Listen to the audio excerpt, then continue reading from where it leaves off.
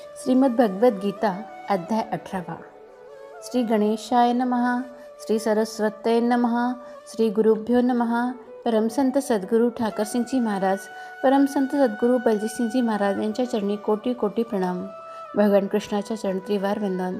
श्रोते हो, आपण मोठ्या भक्तिभावाने भगवद्गीता ऐकत आहात. खरंच आपण भाग्यवान आहात. तुम्हाला नमस्कार. अर्जुन म्हणाला भगवान कृष्णाला, हे महाबाहो, हे अंतर्यामी, हे वासुदेवा, मी संन्यास आणि त्याग यांचे तत्त्व वेगवेगळे जाणू इच्छितो. तेव्हा श्री भगवान म्हणाले, कित्येक पंडित काम्य कर्माच्या त्यागाला संन्यास म्हणतात. काम्य कर्म म्हणजे स्त्री, पुत्र, धन इत्यादी प्रिय वस्तूंची प्राप्ती होण्याकरता, तसेच रोग, संकट इत्यादींचे निवारण होण्याकरता जी यज्ञ, दान, तप आणि उपासना वगैरे कर्मे केली जातात त्यांना काम्य कर्म म्हणतात. तर कित्येक पंडित काम्य कर्माच्या त्यागाला संन्यास मानतात, तर दुसरे काही विचारकुशल लोक सर्व कर्माच्या फळाच्या त्यागाला त्याग म्हणतात. म्हणजे ईश्वराची भक्ती, देवदेवतांची पूजन, माता पिता आदी गुरुजनांची सेवा, यज्ञ, दान, तप तसेच वर्णाश्रमानुसार आजीविकेने गृहस्थांचा निर्वाह याप्रमाणे शरीरासंबंधी खानपानादिक जी काही कर्तव्य कर्मे आहेत त्या सर्वांचे ठिकाणी इहलौकिक आणि पारलौकिक अशा सर्व कामनांचा त्याग करणे यालाच सर्व कर्मांच्या फलांचा त्याग असं म्हणतात. कित्येक विद्वान असे म्हणतात की सर्व कर्म दोषयुक्त आहेत म्हणून ती टाकणेच योग्य आहे, आणि दुसरे विद्वान असे म्हणतात की यज्ञ, दान आणि तपरूप कर्म टाकणे योग्य नाही. हे पुरुषश्रेष्ठा अर्जुना, संन्यास आणि त्याग या दोहोंपैकी प्रथम त्यागाच्या बाबतीत माझा निर्णय ऐक. कारण त्याग सात्विक, राजस आणि तामस या प्रकारच्या 3 प्रकारे सांगितला जातो. यज्ञ, दान आणि तपरूप कर्म टाकणे योग्य नाही, उलट ते अवश्य केले पाहिजे. कारण यज्ञ, दान आणि तप ही 3ही कर्मे बुद्धिमान माणसांना पवित्र करणारी आहेत. तोच मनुष्य बुद्धिवान आहे की जो फलाचा आणि आसक्तीचा त्याग करून केवळ ईश्वरासाठी कर्म करीत असतो. तर ही 3ही कर्मे बुद्धिमान माणसांना पवित्र करणारी आहेत. म्हणून हे पार्था, ही यज्ञ, दान आणि तपरूप कर्मे तसेच इतरही सर्व कर्तव्य कर्मे आसक्ती आणि फलांचा त्याग करून अवश्य केली पाहिजे. हे माझे निश्चित असे उत्तम मत आहे. निषिद्ध आणि काम्य कर्माचा तर स्वरूपतः त्याग करणे योग्यच आहे, परंतु नियत कर्माचा म्हणजे स्वरूपतः त्याग योग्य नाही. आपले दैनंदिन जे कर्म असते त्याचा त्याग योग्य नाही, म्हणून मोहाने त्याचा त्याग करणे त्याला तामस त्याग असं म्हटलं जाते. जे काही कर्म आहे ते दुःखरूपच आहे असे समजून जर कोणी शारीरिक त्रासाच्या भीतीने कर्तव्य कर्मे सोडून देईल तर त्याला असा राजस त्याग करून त्यागाचे फळ कोणत्याही प्रकारे मिळत नाही. हे अर्जुना, जे शास्त्रविहित कर्मे करणे कर्तव्य आहे या भावनेने आसक्ती आणि फळाचा त्याग करून केले जाते तोच सात्विक त्याग मानला जातो. जे शास्त्रविहित कर्म करणे कर्तव्य आहे या भावनेने आसक्ती आणि फळाचा त्याग करून केले जाते तोच सात्विक त्याग मानला जातो. जो मनुष्य कुशल नसलेल्या कर्माचा द्वेष करीत नाही आणि कुशल कर्मात एकदम आसक्तही होत नाही, जो शुद्ध सत्वगुणी पुरुष, संशयरहित, ज्ञानी आणि खरा त्यागी होय, तोच शुद्ध सत्वगुणी पुरुष संशयरहित, ज्ञानी आणि खरा त्यागी होय. कारण शरीरधारी कोणत्याही माणसाकडून पूर्णपणे सर्व कर्माचा त्याग केला जाणे शक्य नाही. म्हणून जो कर्मफलाचा त्यागी आहे तोच त्यागी आहे असे म्हटले जाते. कर्मफलाचा त्याग न करणाऱ्या मनुष्यांना कर्माचे बरे, वाईट आणि मिश्र असे 3 प्रकारचे फळ मेल्यानंतर जरूर मिळते. म्हणून कर्मफळाचा त्याग करणाऱ्या मनुष्यांना कर्माचे फळ कधीही मिळत नाही आणि तो त्या फळापासून मुक्त होतो. अर्जुना, हे महाबाहो, सर्व कर्मांच्या सिद्धींची म्हणजे संपूर्ण कर्म करून पुरी होण्यास सर्व कर्माच्या सिद्धींची ही 5 कारणे कर्माचा शेवट करण्याचा उपाय सांगणाऱ्या सांख्यशास्त्रात सांगितली गेली आहे, ती तू माझ्याकडून नीट समजून घे. कर्म पूर्ण होण्यासाठी अधिष्ठान. अधिष्ठान म्हणजे ज्याच्या आश्रयाने कर्मे केली जातात त्याचे नाव अधिष्ठान आहे. कर्म करण्यासाठी अधिष्ठान, कर्ता आणि निरनिराळ्या प्रकारची करणे. करणे म्हणजे ज्या ज्या इंद्रियांच्या आणि साधनांच्या द्वारा कर्मे केली जातात त्याचे नाव करण आहे. अनेक प्रकारच्या वेगवेगळ्या क्रिया आणि तसेच पाचवे कारण दैव हे आहे. दैव म्हणजे पूर्वी केलेल्या शुभ अशुभ कर्माच्या संस्काराचे नाव दैव आहे. कर्म पूर्ण होण्यासाठी अधिष्ठान, कर्ता, निरनिराळ्या प्रकारची करणे आणि अनेक प्रकारच्या निरनिराळ्या क्रिया आणि पाचवे कारण म्हणजे दैव आहे. मनुष्य मन, वाणी आणि शरीराने शास्त्राला अनुसरून किंवा त्याविरुद्ध जे कोणतेही कर्म करतो त्याची ही पाचही कारणे असतात. परंतु असे असूनही जो मनुष्य अशुद्ध बुद्धीमुळे, अशुद्ध बुद्धी म्हणजे सत्संग आणि शास्त्राच्या अभ्यासाने तसेच भगवंतासाठी कर्म आणि उपासना करण्यामुळे बुद्धी शुद्ध होते. म्हणून जो वरील साधनांनी रहित आहे, वरील साधन जो करीत नाही त्याची बुद्धी अशुद्ध आहे असे समजावे. सत्संग आणि शास्त्राच्या अभ्यासाने तसेच भगवंतासाठी कर्म आणि उपासना केल्यामुळे बुद्धी शुद्ध होते आणि याविरुद्ध जो मनुष्य हे काही करत नाही त्याची बुद्धी अशुद्ध असते.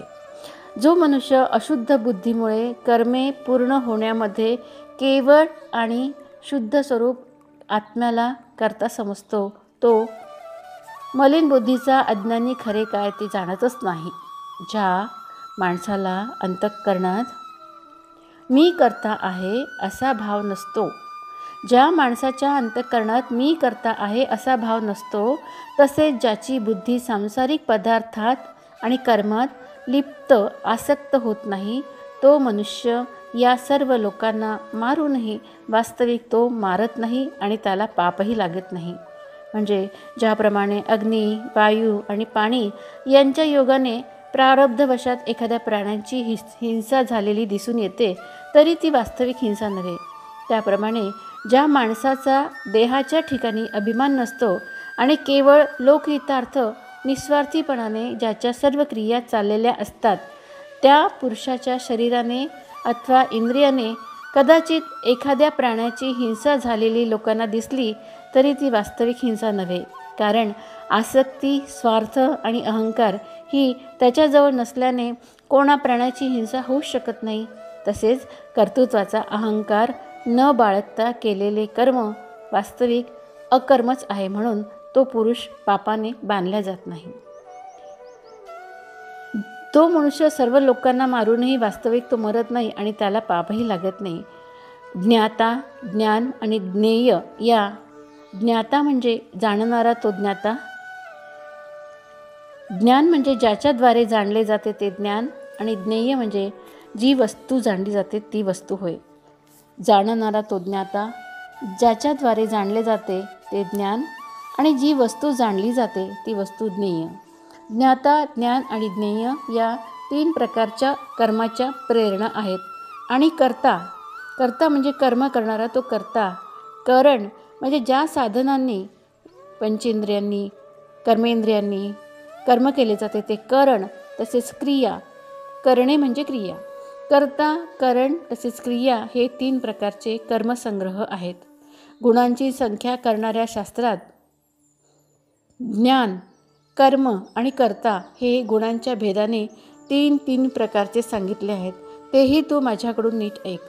ज्या ज्ञानामुळे माणूस निरनिराळ्या सर्व भूतांमध्ये एक अविनाशी परमात्मभाव विभागरहित समभावाने भरून राहिला आहे असे पाहतो, सर्वत्र तोच अविनाशी भरून राहिला असे पाहतो, ते ज्ञान तू सात्विक ज्ञान आहे असे जाण. परंतु ज्या ज्ञानाने मनुष्य सर्व भूतांमध्ये, प्राणीमात्रांमध्ये भिन्न भिन्न प्रकारांचे अनेक भाव वेगवेगळे जाणतो, ते ज्ञान तू राजस समज. परंतु जे ज्ञान एका कार्यरूपी शरीरातच पूर्णासारखे आसक्त असते, तसेच जे युक्तिशून्य, तात्विक अर्थाने रहित आणि तुच्छ असते ते तामस ज्ञान म्हटले गेले आहे. जे कर्म शास्त्रविधीने नेमून दिलेले असून कर्तेपणाचा अभिमान न बाळगता फळाची इच्छा न करणाऱ्या माणसाने प्रेम आणि द्वेष सोडून केलेले असते ते सात्विक म्हटले आहे. परंतु जे कर्म अतिशय परिश्रमपूर्वक तसेच भोगांची इच्छा करणाऱ्या किंवा अहंकार बाळगणाऱ्या माणसाकडून केले जाते ते राजस कर्म आहे. आणि जे कर्म परिणाम, हानी, हिंसा आणि सामर्थ्य यांचा मुळीसुद्धा विचार न करता केवळ अज्ञानाने केले जाते ते तामस कर्म होय. जो करता आसक्ती न बाळगणारा, मी माझे न म्हणणारा, धैर्य आणि उत्साहाने युक्त, कार्यसिद्धी हो किंवा न हो त्याविषयी हर्ष, शोक इत्यादी विकारांनी रहित असलेला तो सात्विक कर्ता म्हटला जातो. आणि जो करता आसक्ती असलेला, कर्माच्या फळांची इच्छा बाळगणारा, लोभी, इतरांना पीडा करण्याचा स्वभाव असलेला, अशुद्ध आचरणाचा आणि हर्ष शोकाने युक्त असतो तो राजस म्हटला जातो. जो करता अयुक्त, अशिक्षित, घमेंडखोर, धूर्त, दुसऱ्यांची जीवनवृत्ती नाहीशी करणारा, शोक करणारा, आळसी आणि दीर्घसूत्री म्हणजे जो जे काम थोड्या वेळात होते ते काम नंतर करू म्हणून दीर्घकाळपर्यंत तो करतच नाही त्याला दीर्घसूत्री असं म्हणतात. आळशी आणि दीर्घसूत्री असतो तो तामस म्हटला जातो. हे धनंजया, आता बुद्धीचे आणि धृतीचेही गुणानुसार 3 प्रकारचे भेद माझ्याकडून पूर्णपणे विभागपूर्वक सांगितले जात आहेत ते तू ऐक. हे पार्था, जी बुद्धी प्रवृत्ती मार्ग आणि निवृत्ती मार्ग. प्रवृत्ती मार्ग म्हणजे गृहस्थाश्रमात राहूनही कर्माचे फळ आणि आसक्ती सोडून भगवत अर्पण बुद्धीने केवळ लोकशिक्षणासाठीच राजा जनकाप्रमाणे वागणे हा प्रवृत्ती मार्ग आहे. आणि निवृत्ती मार्ग म्हणजे देहाभिमान सोडून केवळ सच्चिदानंदघन परमात्म्यातच ऐक्यभावाने राहिलेल्या श्री सुखदेव आणि सनकादिकांप्रमाणे संसारापासून विरक्त होऊन वागणे हा निवृत्ती मार्ग होय. हे पार्था, जी बुद्धी प्रवृत्ती मार्ग आणि निवृत्ती मार्ग, कर्तव्य आणि अकर्तव्य, भय आणि अभय तसेच बंधन आणि मोक्ष यथार्थपणे जाणते ती सात्विक बुद्धी होय. हे पार्था, मनुष्य ज्या बुद्धीमुळे धर्म आणि अधर्म तसेच कर्तव्य आणि अकर्तव्य यथायोग्य रीतीने जाणत नाही ती बुद्धी राजसी होय. हे अर्जुना, तमोगुणाने व्यापलेली जी बुद्धी अधर्मालाही हा धर्म आहे असे मानते तसेच याच रीतीने इतर सर्व पदार्थांनाही विपरीत मानते ती बुद्धी तामसी होय. हे पार्था, ज्या अव्यभिचारिणी धारणाशक्तीने म्हणजे भगवत विषयाशिवाय अन्य संसारिक विषयांना धारण करणे हा व्यभिचार दोष होय. तो दोष ज्या धारणेत नाही ती अव्यभिचारिणी धारणा होय. केवळ भगवंतावरच पूर्ण श्रद्धा. ज्या अव्यभिचारिणी धारणाशक्तीने मनुष्य ध्यानयोगाने मन, प्राण, इंद्रिये यांच्या क्रिया म्हणजे मन, प्राण आणि इंद्रिये यांना भगवत प्राप्ती करून घेण्यासाठी भजन, ध्यान, निष्काम कर्मात लावणे हे त्यांच्या क्रिया धारण करणे होय. आपल्या सगळ्या इंद्रियांना, मनाला, प्राणाला ईश्वराच्याच कार्यात गुंतवून ठेवणे म्हणजे धारण करणे होय. तर मनुष्य ध्यानयोगाने मन, प्राण आणि इंद्रिये यांच्या क्रिया धारण करीत असतो ती धारणा सात्विक होय. परंतु हे कुंतीपुत्र अर्जुना, फळाची इच्छा नसलेला मनुष्य अति आसक्तीमुळे ज्या धारणाशक्तीने धर्म, अर्थ आणि काम यांना धारण करतो ती धारणा राजसी होय. हे पार्था, दुष्ट बुद्धीचा मनुष्य ज्या धारणाशक्तीमुळे झोप, भीती, काळजी, दुःख आणि उन्मत्तपणाही सोडत नाही अर्थात धारण करतो ती धारणा तामसी होय. इथे श्री भगवद्गीता अध्याय 18 भाग 1. जय जय रामकृष्ण हरी, जय जय रामकृष्ण हरी, जय जय रामकृष्ण हरी. श्री गणेशाय नमः, श्री सरस्वते नमः, श्री गुरुभ्यो नमः. परमसंत सद्गुरू ठाकरसिंगजी महाराज, परमसंत सद्गुरू बलदेवसिंगजी महाराज यांच्या चरणी कोटी कोटी प्रणाम.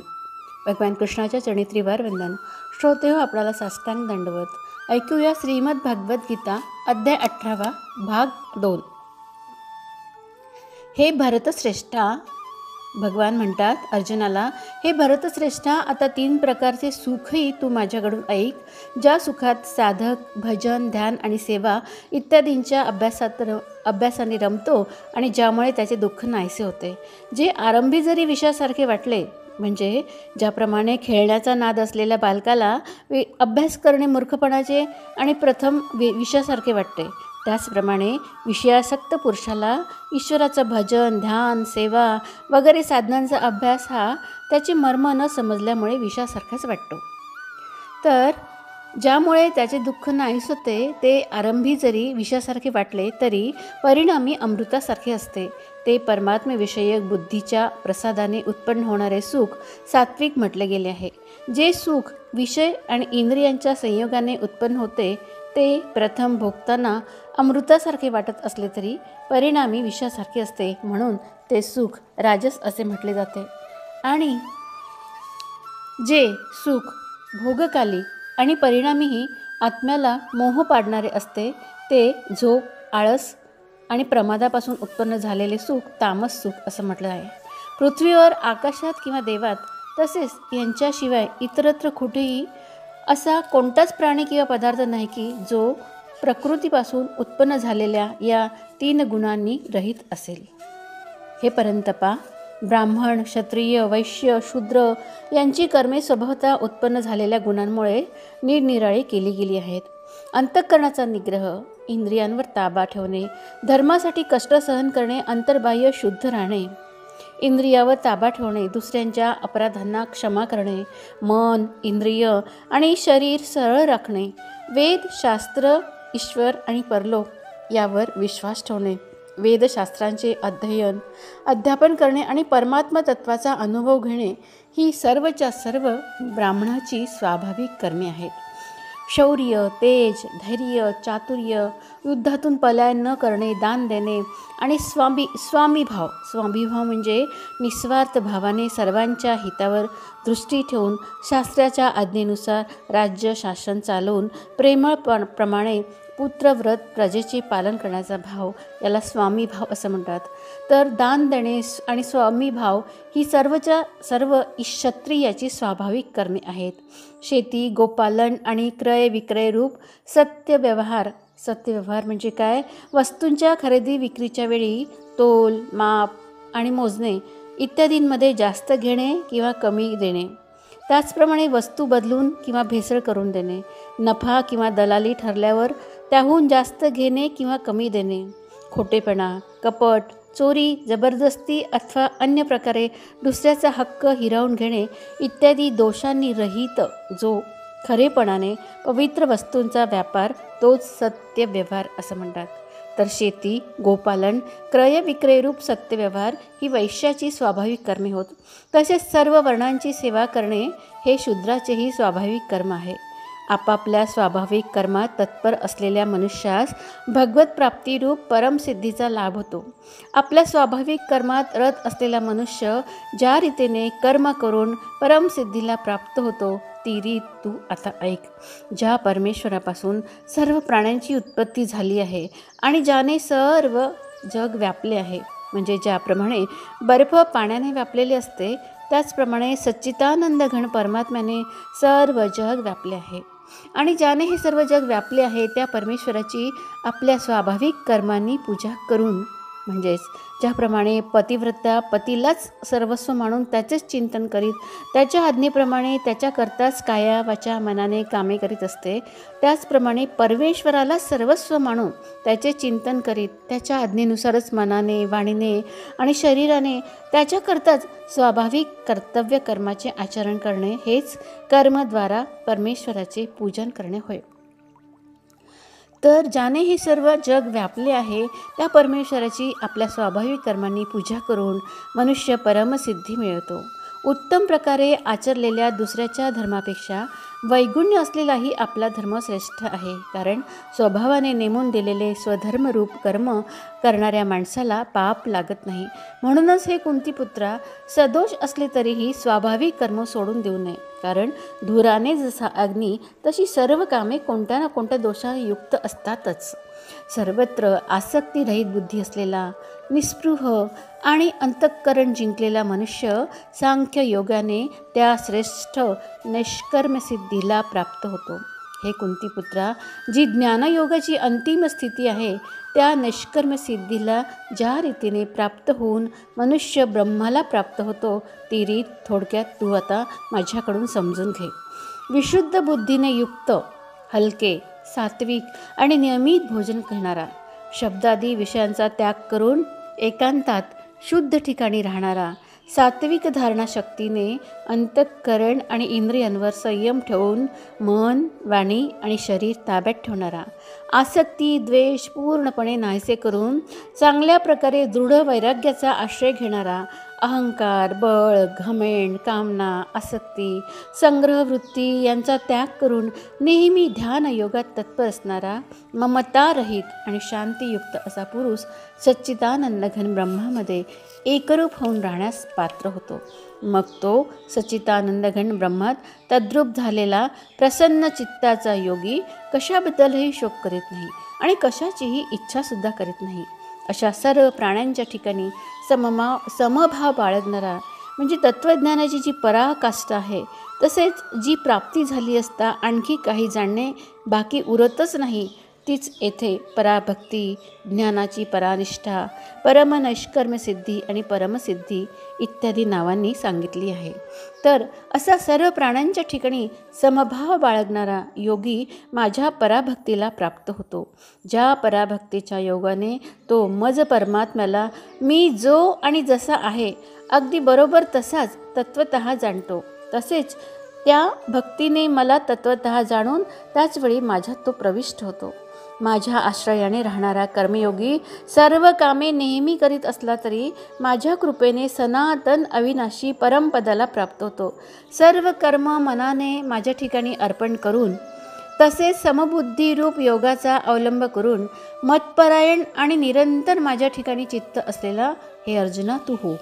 वर सांगितल्याप्रमाणे माझ्या ठिकाणी चित्त ठेवल्याने तू माझ्या कृपेने सर्व संकटातून सहजच पार होशील आणि जर अहंकारामुळे माझे सांगणे न ऐकशील तर नष्ट होशील, अर्थात परमात्म्याला मोक्षील तू अर्जुना. तू अहंकार धरून मी युद्ध करणार नाही असे मानतोस, तो तुझा निश्चय व्यर्थ आहे, कारण तुझा स्वभाव तुला जबरदस्तीने युद्ध करावयासच लावेल. हे कुंतीपुत्रा, जे कर्म तू मोहामुळे करू शकत नाही तेही आपल्या पूर्वकृत स्वाभाविक कर्माने बद्ध असल्यामुळे पराधीन होऊन तू करशील. हे अर्जुना, अंतर्यामी परमेश्वर आपल्या मायेने शरीररूप यंत्रावर आरूढ झालेल्या सर्व प्राण्यांना त्यांच्या कर्मानुसार फिरवीत सर्व प्राण्यांच्या हृदयात राहिला आहे. हे भारता, तू सर्व प्रकारे त्या परमेश्वरालाच शरण जा. शरण जा म्हणजे काय? लज्जा, भय, मान, मोठेपणा आणि आसक्ती ही सर्व सोडून, अर्थात सांसारिक अहंता आणि ममता यांचा त्याग करून केवळ एका परमात्म्यालाच आपला परम आश्रय, परम गती आणि सर्वस्व समजणे, तसेच अनन्य भावाने अतिशय श्रद्धाभक्तियुक्त प्रेमाने निरंतर भगवंताचे नाम, गुण, प्रभाव आणि स्वरूप यांचे चिंतन करीत राहणे, तसेच भगवंताचे भजन, स्मरण चालू ठेवूनच त्यांच्या आज्ञेप्रमाणे कर्तव्य कर्माचे निस्वार्थ भावनेने केवळ त्याच्या प्रीत्यर्थ आचरण करणे म्हणजेच सर्व प्रकारे परमात्म्याला शरण जाणे होय. हे भारता, तू सर्व प्रकारे त्या परमात्म्यालाच शरण जा. त्या परमात्म्याच्या कृपेनेच तुला परमशांती आणि सनातन परमधाम मिळेल. अशा प्रकारे हे गोपनीयहूनही अति गोपनीय ज्ञान मी तुला सांगितले अर्जुना. आता तू या रहस्यमय ज्ञानाचा संपूर्णपणे चांगला विचार करून आणि मग जसे तुला आवडेल तसेच कर. सर्व गोपनीयांहून अति गोपनीय माझे परमरहस्ययुक्त वचन तू पुन्हा ऐक. तू माझा अत्यंत आवडता आहेस, म्हणून हे परमहितकारक वचन मी तुला सांगणार आहे. हे अर्जुना, तू माझ्या ठिकाणी मन ठेव, माझा भक्त हो, माझे पूजन कर आणि मलाच नमस्कार कर. आणि असे केले असता तू मलाच येऊन मिळशील, हे मी तुला सत्य प्रतिज्ञापूर्वक सांगतो, कारण तू माझा अत्यंत आवडता आहेस. सर्व धर्म म्हणजे सर्व कर्तव्य कर्मे मला अर्पण करून तू केवळ सर्व शक्तिमान, सर्वाधार अशा मला परमेश्वरालाच शरण ये. म्हणजेच वेद, शास्त्र, महात्मे, गुरुजन यांची ठिकाणी श्रद्धा, प्रेम आणि पूज्यभाव ठेव आणि अशीच भक्ती तू कर. सर्व धर्म म्हणजे सर्व कर्तव्य कर्मे मला अर्पण करून तू केवळ सर्व शक्तिमान सर्वधार अशा मला परमेश्वराला शरण ये. मी तुला सर्व पापांपासून सोडवीन. तू मुळीसुद्धा शोक करू नकोस अर्जुना. हा गीतारूप रहस्यमय उपदेश कधीही तप न करणाऱ्या माणसाला सांगू नको बरं. आणि तसेच भक्तिहीन माणसाला, म्हणजे वेदशास्त्र, गुरु, परमात्मा, गुरुजन, महात्मे यांच्या ठिकाणी पूज्यभाव नसणे म्हणजे भक्तिहीन माणूस. तसेच भक्तिहीन माणसाला आणि ऐकण्याची इच्छा नसणाऱ्यालाही सांगू नको बरं का. त्याचप्रमाणे माझ्यामध्ये दोष पाहणाऱ्याला कधीही सांगू नको. जो पुरुष माझ्या ठिकाणी परमप्रेम ठेवून हे परमरहस्ययुक्त गीताशास्त्र माझ्या भक्तांना सांगेल, म्हणजे निष्काम भावाने प्रेमपूर्वक माझ्या भक्तांना शिकवेल, त्यांना सांगेल, त्याचा प्रचार करेल, तो मलाच प्राप्त होईल, यात मुळीसुद्धा शंका नाही. माझे अत्यंत प्रिय कार्य करणारा त्याच्याहून अधिक मनुष्यात कोणीही वर्तमानकाली श्रेष्ठ नाही. तसेच पृथ्वीवर त्याच्याहून अधिक मला प्रिय दुसरा कोणी भविष्यकाली होणारही नाही. म्हणजेच भगवंताच्या ज्ञानाचा, भक्तीचा प्रचार प्रसार करणे हे अतिशय सर्वश्रेष्ठ कार्य आहे. याहून श्रेष्ठ भगवंताची दुसरी भक्तीच नाही. जो पुरुष आम्हा दोघांच्या धर्ममय संवादरूप या गीताशास्त्राचे अध्ययन करील त्याच्याकडूनही मी ज्ञानयज्ञाने पूजित होईल, असे माझे स्पष्ट मत आहे. जो मनुष्य श्रद्धायुक्त होऊन दोषदृष्टी न ठेवता या गीताशास्त्राचे श्रवण करील तोही पापांपासून मुक्त होऊन पुण्य कर्म करणाऱ्याच्या श्रेष्ठ लोकांना प्राप्त होईल. हे पार्था, तू गीताशास्त्र एकाग्र चित्ताने ऐकलेस का?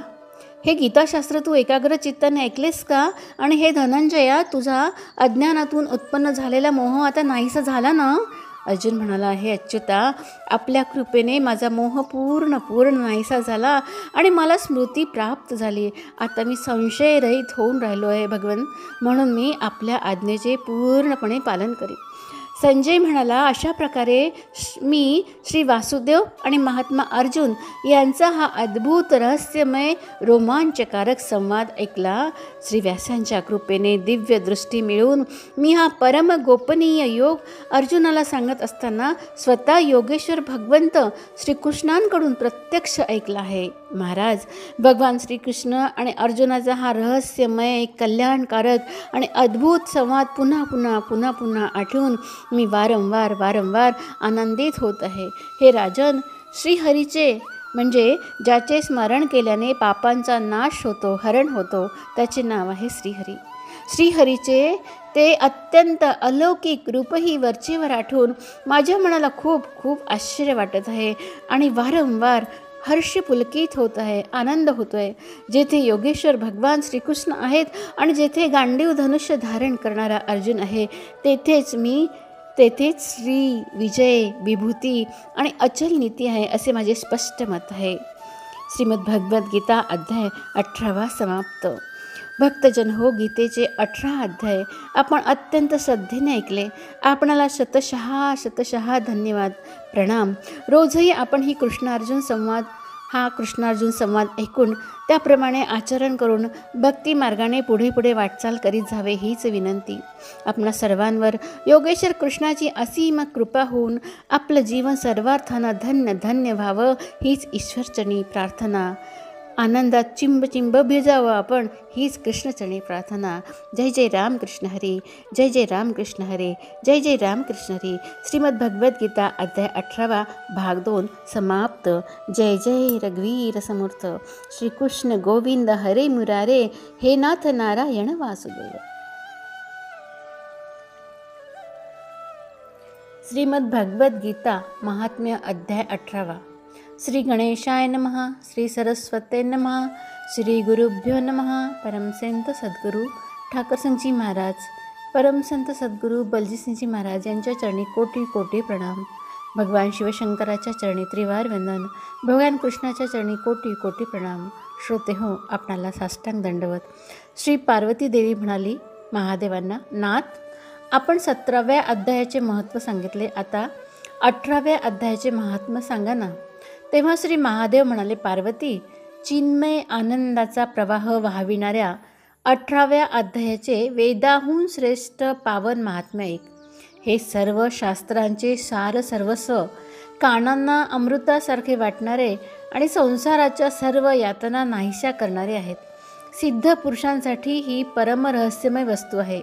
अविद्या दूर करण्याची पूर्ण क्षमता यामध्ये आहे. हे भगवान विष्णूंचे चैतन्य असून सर्वश्रेष्ठ परमपद आहे.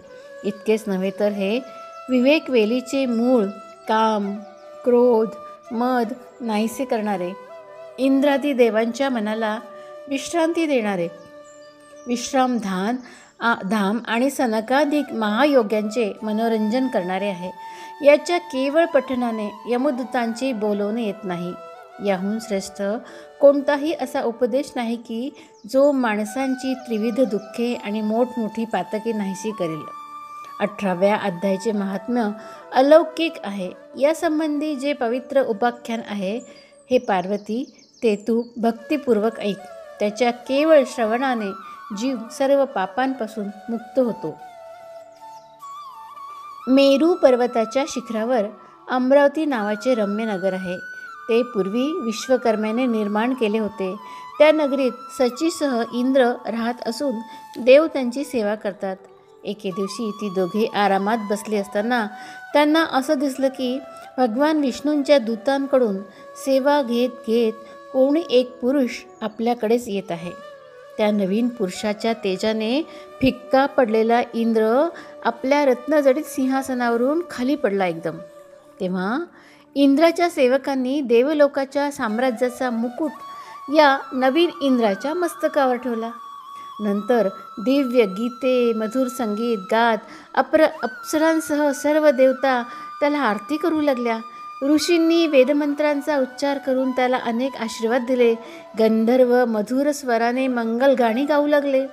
या नवीन इंद्राने 100 अश्वमेघ न करताही याला हा मान मिळत असलेला पाहून पहिल्या इंद्राला मोठं आश्चर्य वाटलं. त्याच्या मनात विचार आला, याने कधी वाटेत धर्मशाळा बांधल्या नाहीत, विहिरी खोदल्या नाहीत, वाटसरूंना वाटेत विसाव्यासाठी मोठे वृक्ष लावले नाहीत, दुष्काळात अन्नदान करून प्राण्यांवर उपकार केले नाहीत, याने कधी तीर्थक्षेत्रावर अन्नसत्रे ठेवली नाहीत की गावातून यज्ञ केले नाहीत. असे असूनही पुण्याईने मिळण्याजोग्या साऱ्या वस्तू याला कशा मिळत आहे? अशा विचारात घडलेला तो इंद्र भगवान विष्णूंना विचारण्यासाठी भक्तिपूर्वक क्षीरसमुद्राच्या किनाऱ्यावर गेला. तेथे जाऊन आपण साम्राज्य भ्रष्ट झाल्याचे दुःख त्याने भगवान विष्णूंना सांगितले आणि म्हटलं, हे लक्ष्मीकांता, मी पूर्वी 100 यज्ञ करून आपल्याला प्रसन्न करून घेतले होते. यामुळेच मला इंद्रपदाची प्राप्ती झाली होती. परंतु सध्या स्वर्गात दुसराच कोणी येऊन तो इंद्रपदावर बसला आहे. त्याने कोणतेही धर्मानुष्ठान किंवा यज्ञ केलेले नाहीत. असे असताना माझ्या दिव्य सिंहासनावर याने अधिकार कसा काय मिळवला? तेव्हा भगवान श्री विष्णू म्हणाले, इंद्रा, तो नवा इंद्र गीतेच्या 18व्या अध्यायातील 5 श्लोक दररोज म्हणतो. त्याच पुण्याने त्याने तुझ्या श्रेष्ठ साम्राज्यावर सत्ता मिळविली आहे. गीतेच्या 18व्या अध्यायाचा पाठ सर्व पुण्यांचा शिरोमणी आहे. त्याच अध्यायाच्या पाठाने तूही आपल्या स्थानावर स्थिर राहू शकतोस. भगवान विष्णूंचे हे म्हणणे ऐकून आणि तोच इंद्रपद मिळवण्याचा उत्तम उपाय समजून इंद्राने ब्राह्मणाचा वेश घेतला आणि तो गोदावरीच्या तीरावर गेला. तेथे कालिका ग्राम नावाचे उत्तम आणि पवित्र नगर आहे. तेथे काळाचाही पराभव करणारे भगवान कालेश्वर विराजमान आहेत. याच गोदावरीच्या तीरावर एक अतिशय धार्मिक ब्राह्मण राहत होता. तो अतिशय दयाळू आणि वेदपारंगत होता. तो मन ताब्यात ठेवून दररोज गीतेचा 18वा अध्याय म्हणत असे. त्याला पाहून इंद्राने मोठ्या भक्तिभावाने त्याच्या चरणांना प्रणाम केला आणि त्याच्याकडून 18वा अध्याय शिकून घेतला. नंतर त्याच पुण्याने त्याने श्री विष्णूंचे सायुज्य पदसुद्धा मिळविले. इंद्रादी देवलोकांची स्थाने विनाशी असल्याने फारच सामान्य आहेत हे जाणून तो मोठ्या आनंदाने श्रेष्ठ वैकुंठ लोकाला गेला. म्हणून हा अध्याय मुनींच्या दृष्टीने अतिशय महत्त्वाचा आहे. हे पार्वती देवी, 18व्या अध्यायाच्या या दिव्य महात्म्याचे वर्णन आता पूर्ण झाले आहे. याच्या केवळ श्रवणाने मनुष्य सर्व पापांपासून मुक्त होतो. अशा प्रकारे संपूर्ण गीतेच्या अध्यायांचे पापनाशक महात्म्य तुला मी सांगितले. हे भाग्यवती, जो मनुष्य श्रद्धापूर्वक हे ऐकतो त्याला सर्व यज्ञांचे फळ लाभून अंती श्री विष्णूंचे सायुज्य पद प्राप्त होते. जय जय रामकृष्ण हरी, जय जय रामकृष्ण हरी, जय जय रामकृष्ण हरी. श्रीमद् भगवद्गीता महात्म्य अध्याय 18 समाप्त.